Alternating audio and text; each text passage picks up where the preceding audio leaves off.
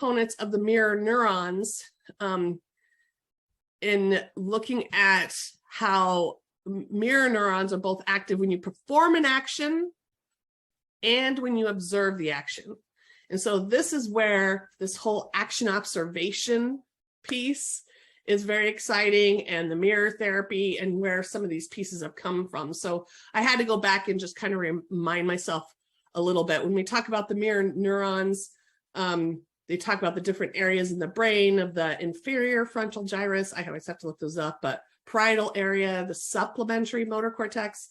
And so there's different areas within the brain when they did functional MRIs where they're seeing that light up. I know there's a lot of research within the athletes as well, right? Them imagining themselves throwing that free shot over and over and over again. And I'm really, really interested in what you guys do. You know, if you found some nice ways or small focused ways to incorporate some of these activities as an added addition to what you're already doing and prioritizing. That's my big emphasis lately. It seems to be I'm on a role of just how are we prioritizing what we are doing and how do we pick what's the biggest priority. So they really talked about how the mirror neurons really enhance cortical excitability.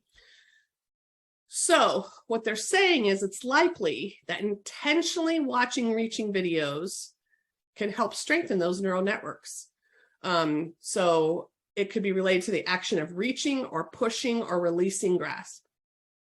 So now think about, okay, let's say you're doing some e-stim on extensors. You're trying to get help with releasing grasp because that's your priority. They want to grab their coffee cup, but then they want to let go of their coffee cup.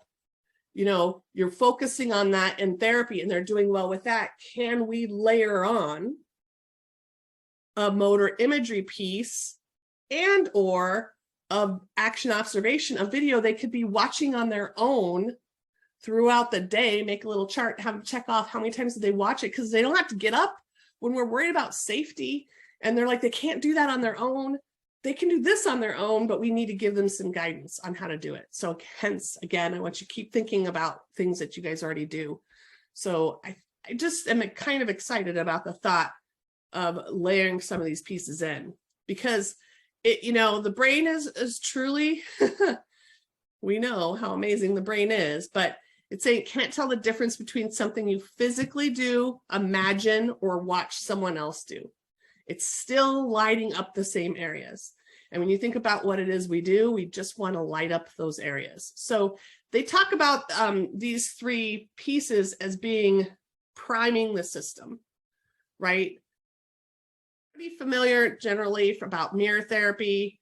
I found this one on, you know, where you're not seeing the more involved hand and then you're watching the good hand. Now, in this case, you'd want to see if there's some activity in there. Now, what I would ask is just if you are going to do something like this, just doing this motion to me is not exactly what we're looking for, right? We want repetition, but we want it to be salient. We want it to be task specific. So the best that you can do, I would try to pick something that's relevant for them.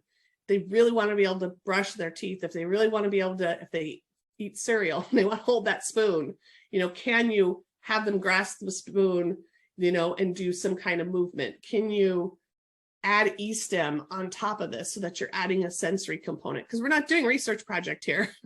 So if we can layer on some, we know research, we know e-stim is beneficial. We have some benefits of mirror therapy. We're trying, and maybe my patient responds better to mirror therapy, or maybe they respond better to mental practice, or maybe I just try it all. Not that I want to overwhelm the brain, but I do want to light it up.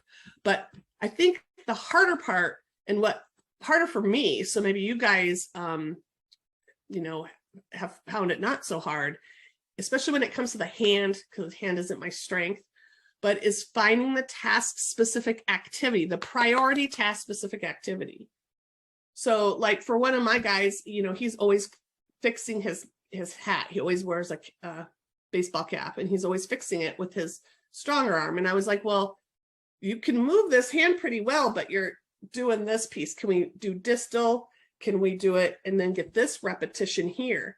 Now, when I think back, I'm thinking, oh, I might have been able to use a big mirror and have him do that bilaterally. I definitely could have videotaped. I think that would have helped him a lot. If he could see the person actually doing the activity that he wanted to do. And I probably could have had him imagine that. He would have done that at home and then always finish it with the actual functional activity. So when they talk about this visual feedback, the mirror stimulates the mirror neuron system. And again, we're trying to reroute those motor signals from the damaged motor neurons onto the motor cortex. So it's kind of like when we use an external cue with a person with Parkinson's, we're trying to bypass and go directly to the motor cortex to see if we can get the outcome that we're that I read, and I put them at the references in the end. I just summarized a little bit for action observation. And again, just make sense. Make the activities you choose task-based versus movement-based. So they found that they had the best results from the different articles I looked at the activity was task-based, not as just a general movement. I want them to be able to do this movement. And a lot of them chose 3 to 4 functional or useful and goal-oriented activities. The other thing they did, this one, is they had the activity, the video was very specific, and they repeated it for 2 to 3 minutes for each movement. Some were a little longer, but in general, the trend that I saw in the literature was 2 to 3 minutes. So if you do something different, let us know. Some of them would do it like, you know, there's easy editing. I mean, even I can edit videos all the time now, but they did it from different angles. So they could show 30 seconds of it straight on and then coming from a different angle and then coming from a side angle. You know, they did slow motion and they did normal speed. And then making these 2 to 3 minutes. So if you end up picking a couple, let's say you go to Sable Mind, I should have thought of this, but I didn't, and pick a couple of Emily's ones that she talks through and say, you know what, these are, looking at all of those, these 2 are ones that I would use the most for my particular patients. I'm commonly working on this task-specific activity. And then make a video of it with the right hand of someone doing it and make a video of it with the left hand, or have it. This would be a great student project. I mean, maybe people have done this, but I was just getting all excited. A good student project of, you know what, I want you to video this, the right hand, video this with the left hand, do some slow motion in there, and let's have a library of some of these movements. And then we can start pa-ching, pulling them together, go watch it on the iPad, down in the gym over there, and then we'll go straight after your priming and go straight into the activity. AOT is action observation therapy first, and then action execution. So you want the observation first, and then the execution. So you're looking at these as more primers. And then I added this part just because I think, you know, they're moving, if they're doing an activity task specific, and you're able to add some stim with a trigger or something, I'm just saying, maybe you add kinesio tape to get some wrist extension with some kind of specific movement. But if they can't get a feel for the movement and you're not using the mirror therapy, you're just trying to do the task, then I would help them do the movement. I would probably also add some resistance or some weight through there too, if I could.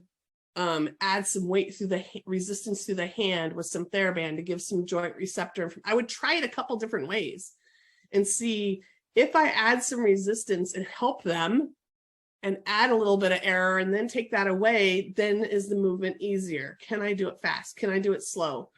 But be as specific as possible, but try different components.